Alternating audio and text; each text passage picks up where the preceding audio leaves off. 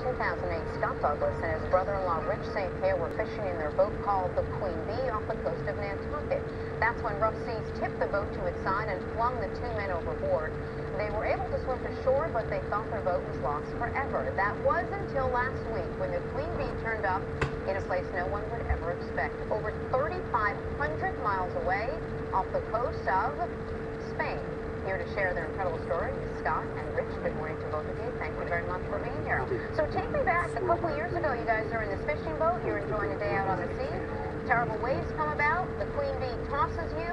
You're, what, a mile from shore? Did you think at that time this may be the end? This is how it's all going to end for me? You know, it's funny because we both popped up, fortunately. And Rich is about 30 or 40 yards away from me, and he looks at me and says, I don't feel too good about this, Scott. You know, and that's when the realization hits you. It's like, oh my goodness, the boat is on its way away from us. Without you. And we're looking at one another saying, this could be it. And Rich, you had a heart condition at the time, had to swim over a mile back to shore.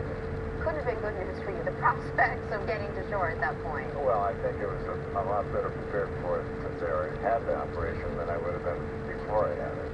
But it was, it certainly gives you an opportunity to realize how vulnerable you are when you're in that situation. So you make it to shore, you were able to call for help, you're so lucky to be alive. At what point did you think, I wonder where our boat actually went, that was still sort of on as it took off and left us behind? When did you think about your boat? Honestly, after the accident, I thought very little of the boat because I think the two of us, and I'll speak for myself, were just so fortunate and so happy that both of us made it, given the conditions of the situation, that the boat was the last thing I would ever hope for, that the boat was fine. I just wanted us to be okay. Then you get a call, and this is over 3 years ago, you get a call that your boat was found in Spain, of all places. Spain, the country of Spain, not the town of Spain somewhere, but the country. What was your reaction, Rich? Well, I was shocked, first of all, but it was kind of a happy ending to the whole thing because we've had to tell this story a million times, probably at every cocktail party or something, and at the end, the question people ask is, what happened to the boat?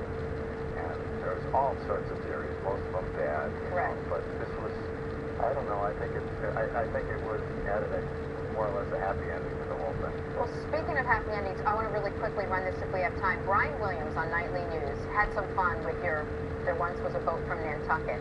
Let's play this and I'll see about it on the other side. There once was a boat from Nantucket that bobbed across the sea like a bucket, hit by winds and heavy rain, and drifted clear to Spain.